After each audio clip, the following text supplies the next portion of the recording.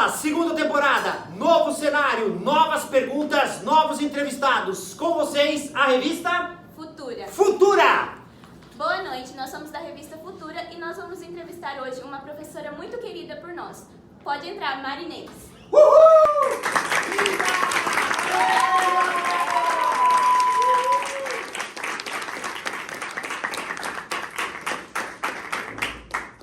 Boa noite, professora. Tudo bem? Tudo bem, vocês? Todo mundo bem aí? Sim, graças a Deus. Vou colocar um cafezinho pra você. A gente quer fazer uma pergunta importante. R$2 num presente misterioso. Claro que é um presente misterioso, né, gente? Pode abrir. Tem uma cartinha dele, você lê só um finalzinho pra isso.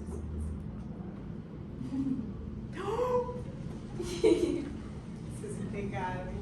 Olha só, gente. Obrigada. Muito obrigada. De nada. Ai, que delícia. Pode ler.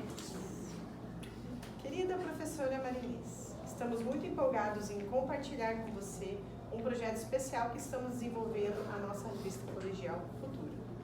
É uma honra ter a sua participação e temos certeza de que sua perspectiva enriquecerá muito a nossa revista. Desde já, agradecemos por toda a dedicação e carinho que sempre demonstra por nós. Mas a pergunta é que não quer calar. Aceita ser entrevistada por nós? Com carinho, Revista Futura. Claro, né, gente? Com muito orgulho ainda. Então vamos começar com as perguntas de interesse geral da sala e podemos começar. Qual o seu nome completo e a origem dele? O meu nome é Marinês Lijeski, né, de nascimento, Farina, de casamento.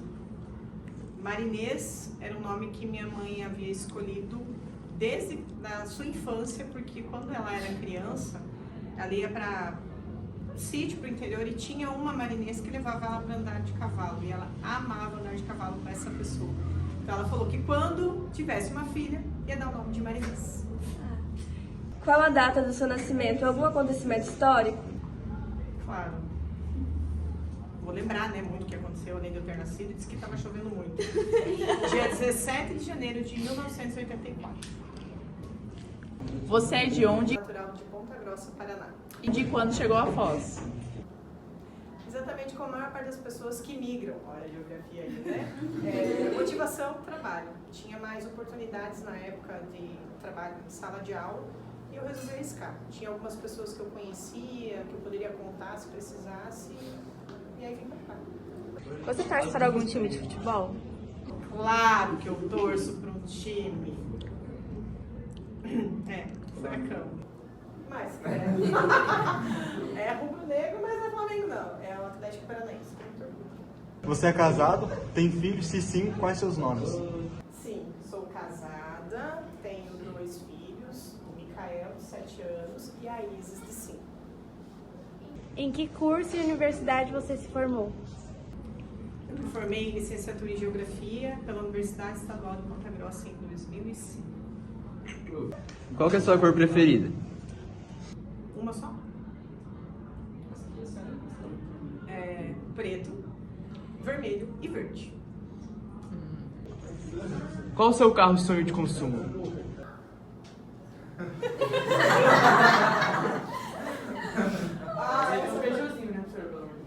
Não, né? Eu digo assim, antes de mais nada, aquele que me leve para onde eu quiser ir, né? Já tá bom, né? Mas assim, sei lá, um carro que seja grande, que caiba muita coisa tipo, no porta-mala, né? Porque, enfim, sei lá. Desde quando você atua como professor de estado? Desde 2008. 16 anos. O que é ser professor para você? É fantástico, é frustrante, desafiador, é alegre. Por exemplo, hoje aqui, está sendo muito feliz, está sendo muito legal estar aqui com vocês, dividindo um pouquinho da minha história. Se não fosse professor, o que você faria? Eu quis já ser atriz, eu já quis ser cantora, já quis, o que mais que eu quis? Veterinária, já quis ser advogada, cheguei até a fazer vestibular para jornalismo, mas eu sempre gostei muito de geografia. Então, sinceramente, se for tentar pensar o que eu seria, não sei, realmente, difícil definir. Quando se aposentar, pretende ficar em Foz ou tem outros planos? Olha, Foz do Iguaçu me adotou. Eu amo essa cidade. Por mim, eu gostaria de morrer aqui, certo? Mas também gostaria muito de passar uma temporada morar no Nordeste. E se possível, antes mesmo de me aposentar, eu gostaria de fazer algumas viagens internacionais, aliás, várias, né? Porque a gente não faz geografia só para estudar a teoria, tem que ver na prática. Se você estivesse sozinho no cinema, qual filme você assistiria? Ninguém me pega agora. Essa não foi surpresa. Então, poderia assistir os 8 filmes do Harry Potter? Ou trilogia do Senhor dos Anéis? Por aí. Você tem algum hobby? Tenho. Uma das coisas que eu mais gosto de fazer é ler. Sempre tenho que estar com algum livro nas mãos. Você se identifica sexualmente como? Senhor, você tem religião? Essa perguntinha tem que ter, né, pra poder responder. Eu fui criada em berço católico, mas eu não tenho, assim, uma religião, não sigo uma religião, não frequento nenhuma igreja, mas eu vou dizer assim, dentro de um contexto seria algo voltado para o espiritualismo mesmo.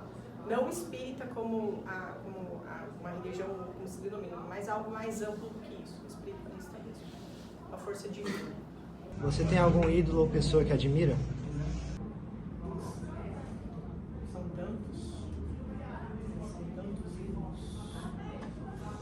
Cara, fizeram essa pergunta e eu não preciso responder isso já numa outra vez da vida. Quem que eu tenho de ídolo, gente? Eu tenho meu pai, né, que é uma pessoa que me ensinou muita coisa. Sei lá, acho que eu vou ficar nele.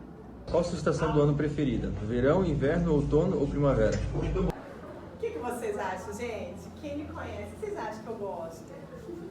Verão, né? Lógico. Verão, eu amo verão.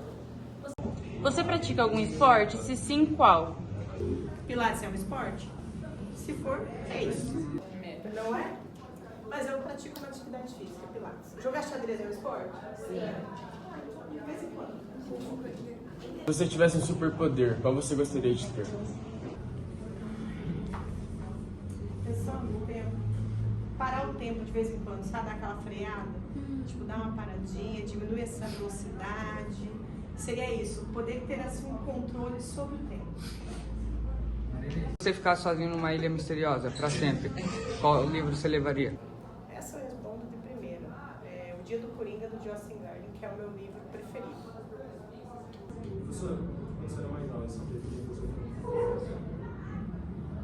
Viajar. Eu sempre pensava assim. Primeira coisa que eu pensava, me formar e sair de Ponta Grossa. Então, quando eu pensava em futuro, eu me via morando em outra cidade. Mais longe, né, do que Foz do Iguaçu. Mas era isso que eu pensava. O que te irrita em você mesmo? Minha falta de paciência, né? Isso você sabe, né? O que você gostaria de ter feito e nunca conseguiu? Ficar rica. O que eu gostaria de ter feito e nunca consegui? Pensando bem friamente, depois que eu entrei na vida de obesidade, eu nunca consegui emagrecer. Coisa que você engorda, né? Poderia, mas eu não consegui. Isso é uma coisa que eu não consegui até hoje. Mas aí envolve, né, a prática esportiva, né? Aquela coisa, o xadrez, que eu não vou ajudar muito. Qual sua música, banda ou cantor preferido? São várias. Então, assim, ó, eu gosto, vamos pensar assim, vou pegar minha adolescência. Titãs e Alanis Morissette, diva. Né? Alanis Morissette é a representatividade da diva. Mas hoje, o AC/DC, System of a Down, Iron Maiden, me representam muito bem. Qual que é o seu maior medo? De morrer. Depois que eu virei mãe, se virou meu medo. Eu achava que eu não tinha, mas é o que eu mais tenho. É de morrer. Quando você está sozinho, você sente liberdade ou solidão? Eu me sinto livre. Porque a solidão eu posso estar sentindo agora, estando com vocês. Solidão é um estado de espírito, pode estar muita gente em volta, eu posso estar me sentindo só. Como os seus pais o definiriam? Não dá pra pular essa não, né? Então, me definiriam assim com um terrorzinho. Bagunceiro. Qual a sua melhor recordação da infância? Nossa Então, por lembrar que eu sou estabanada e tal, vou lembrar de uma coisinha que eu fiz que quase custou minha vida. Quando eu tinha uns 4 anos de idade, isso é... Desculpa, gente. Sabe essas janelas que chamam de ventarola que tem aí atrás de vocês? Eu, com uns 4 anos de idade, eu aprendi a passar pela ventarola para sair de dentro de casa para fora. Super legal. E aí tava um dia muito frio, daí eu não lembro quem tava lá comigo, minha mãe já trabalhava o dia inteiro, eu fui tentar abrir a porta porque eu queria brincar na terra, porque eu adorava brincar na terra. A pessoa falou, não, você não vai sair. Ah, não vou? E não saí mesmo, fiquei pendurado. Aí quando eu falei, sim, fiquei pendurado. Quando eu acordei, tava a vizinhança inteira, tinha até o ônibus do transporte coletivo que passava na frente da minha casa, tava parado. Tava assim, tudo inteiro, porque eu acho que eu desmaiei, porque eu fiquei pendurada. E aí vem uma história que a vizinha conta que é o seguinte, eles me empurravam, me puxavam, nada, e ela falou assim que Nossa Senhora Aparecida, né, me ajuda. E daí, cadê um tranco, eu caí no chão. Ela fala que eu devo a minha vida, né, em termos, né, religiosos, a Nossa Senhora Aparecida. Tanto é que eu fui para Aparecida alguns anos depois e agradeci o milagre. Então, alguma coisa assim, isso realmente marca a minha vida. Qual a frase que melhor te define? Qual frase que me define? Depende do meu estado de humor. Vamos dizer assim, meu Deus do céu, que frase melhor me define? Gente, sei lá, clichê, né? Vivo hoje, esqueça o passou, o que vier, como dizem, a Deus pertence. Qual as maiores dificuldades hoje de ser professor no Brasil? Nossa. As maiores dificuldades? Valorização da sociedade, questão salarial precisa melhorar muito, infraestrutura, a gente tem uma boa infraestrutura, mas ela ainda não é suficiente. Mais compromisso dos estudantes, e isso vai além dos estudantes, questão da família, que a gente percebe o seguinte, que quando o estudante chega no ensino fundamental, quando ele chega no 6º ano, a gente tem a sensação que os pais falam, agora se vira. Então, a escola foi adquirindo coisas que não é da nossa alçada.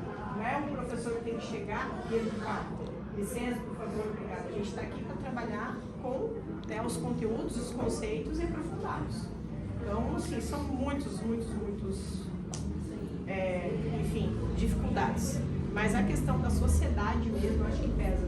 Porque se a sociedade valorizasse mais, né, os professores, a maioria desses problemas a gente não teria. Se você soubesse que iria morrer amanhã, o que você faria? Nossa, um monte de coisa. Um monte de coisa. Amanhã, pode ser amanhã, meia-noite, porque eu tenho 24 horas.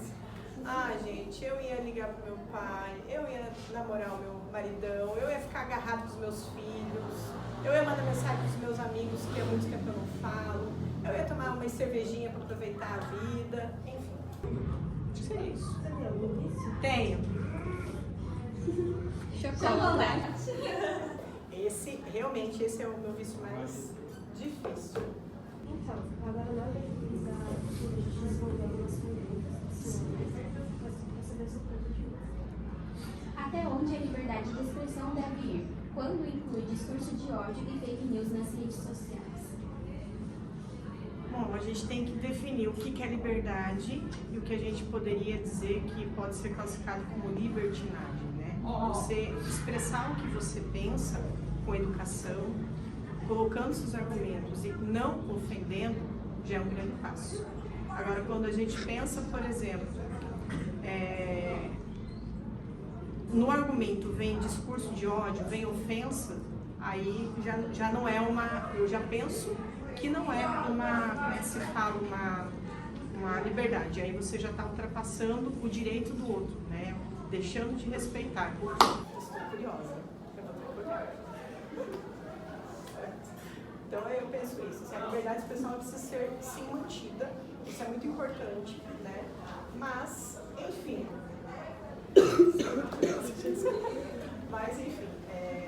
A gente tem que entender que quando passa uma argumentação educada e passa para algo ofensivo, aí eu vejo que a pessoa já perdeu até o direito de argumentação, já invalida os seus argumentos.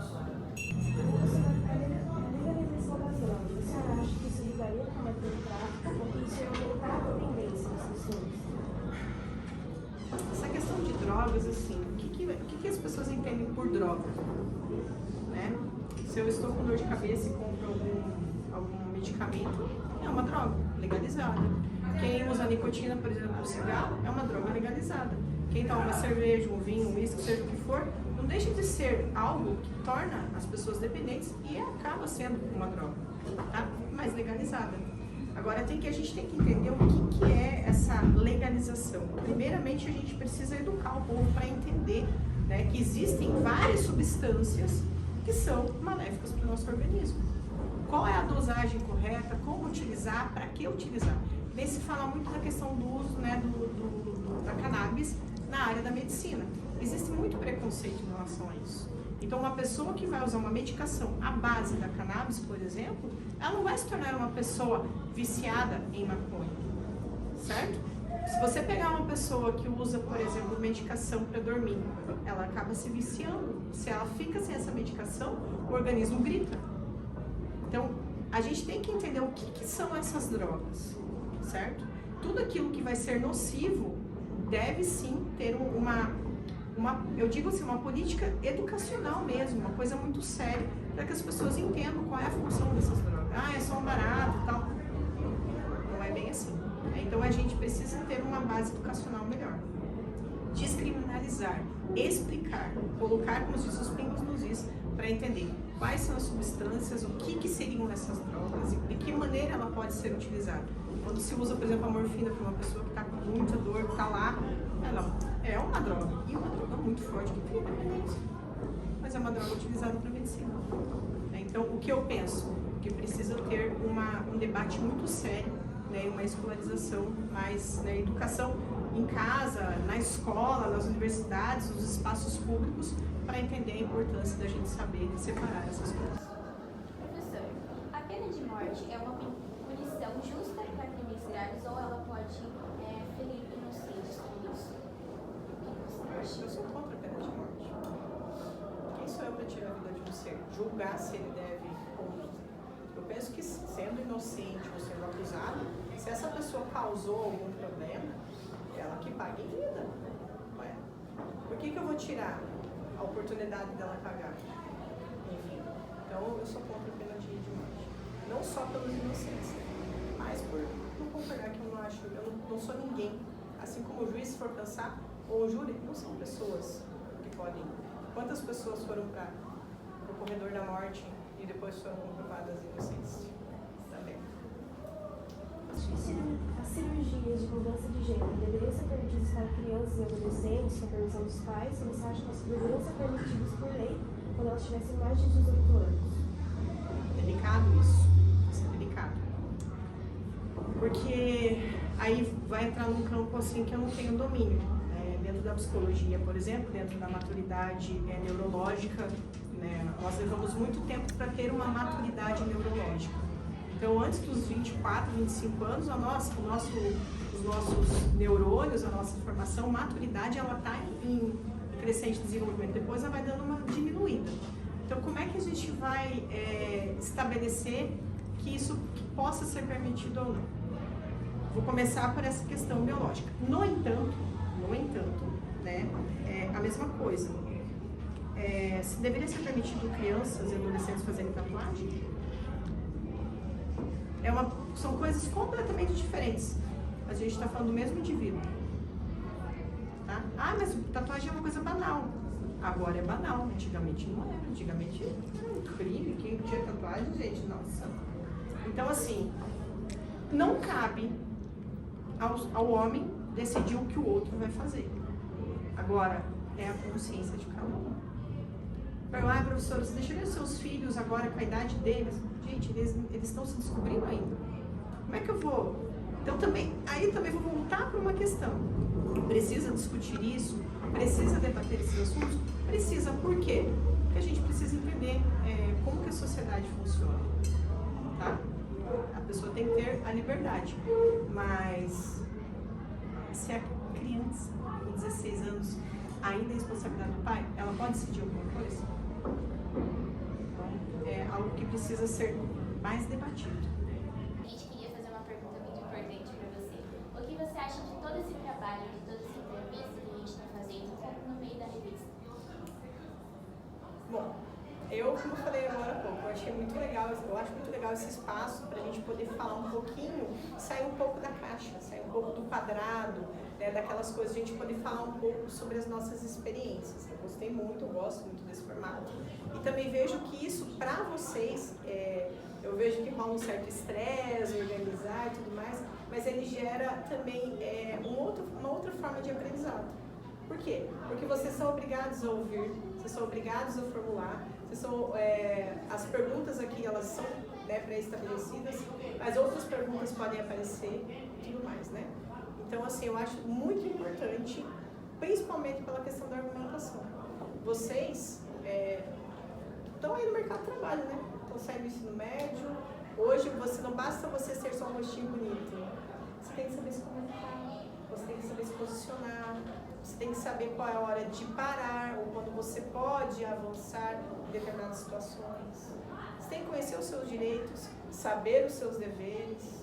E esse espaço, eu acho um espaço muito bom, um espaço que eu considero democrático, justamente para debate de ideias, apesar de uma pessoa praticamente só falar. Professora, muito obrigada por ter aceitado ser entrevistada por nós. Eu não te conhecia antes, a gente teve uma pessoa maravilhosa. É um prazer entrevistar você. Tá? Obrigada. E uma salva de palmas para a professora.